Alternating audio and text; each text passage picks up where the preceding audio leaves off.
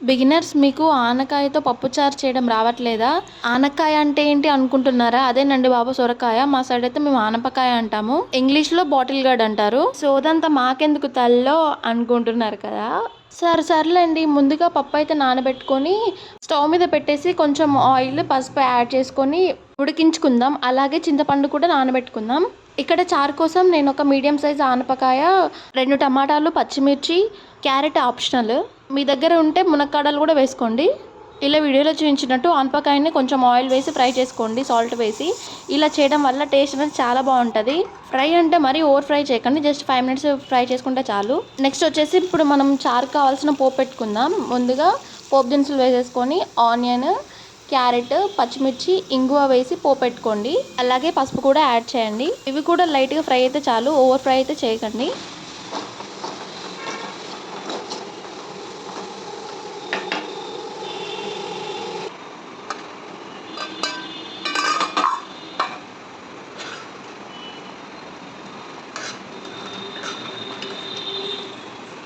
ఇక్కడ మన పప్పు కూడా ఉడికిపోయింది. ఒక టిప్ ఏంటంటే గ్యాస్ట్రిక్ ప్రాబ్లం ఉన్న వాళ్ళు కుక్కర్లో వేస్తే ఆ ఇష్యూ అనేది ఇంకెక్కువ అవుతుంది అనమాట.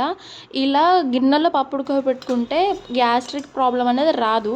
పప్పు ఉడికిన తర్వాత దాంట్లో ఒక టమాటా, పచ్చిమిర్చి, కొంచెం ఆనియన్ వేసి ఉడికించాను. అలాగే 1 టీ స్పూన్ కారం కూడా. ఒక 2 టమాటాలను సపరేట్గా గుజ్జు చేసి పెట్టుకోండి. చూసారు కదా, టమాటా గుజ్జు అయితే రెడీ అయిపోయింది. సో ఇక్కడ పప్పు ఇది కూడా ఉడికిపోయింది. మనం ఎందాక ఫ్రై చేసుకున్న పోపు, ఆనపకాయ ముక్కలు అవన్నీ ఇప్పుడు దీంట్లో యాడ్ చేసుకోవాలి. యాడ్ చేసుకొని కొన్ని వాటర్ వేసుకుందాం. వాటర్ వేసుకొని ఒక 5 మినిట్స్ అంటే ఒక పొంగు వచ్చేంత వరకు ఉంచాలన్నమాట. ఏంటమ్మా తల్లో ఇంత పెద్ద ప్రాసెస్ చూపిస్తున్నావు అనేసి అనుకోకండి. ఇంత ప్రాసెస్ ఏం కాదు. మీకు ఇలా చూడడం వల్ల అట్లా అనిపిస్తుందేమో అని నేను అనుకుంటున్నా. బట్ చాలా సింపుల్ అండ్ టేస్ట్ అయితే చాలా బాగుంటుంది. కొందరికి ఆనపకాయ ముక్కలు వేసి చారు చేసి సెట్ అవ్వదు, పచ్చి వాసన లాగా వస్తుంది కదా. సో మీరు ఇలా ట్రై చేయండి, అసలు స్మెల్ అనేది ఉండదు.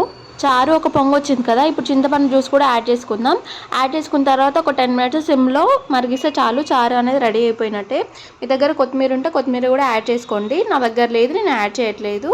అంతేనండి, చారు అయితే రెడీ. వీడియో నచ్చితే లైక్ చేసి సబ్స్క్రైబ్ చేయండి.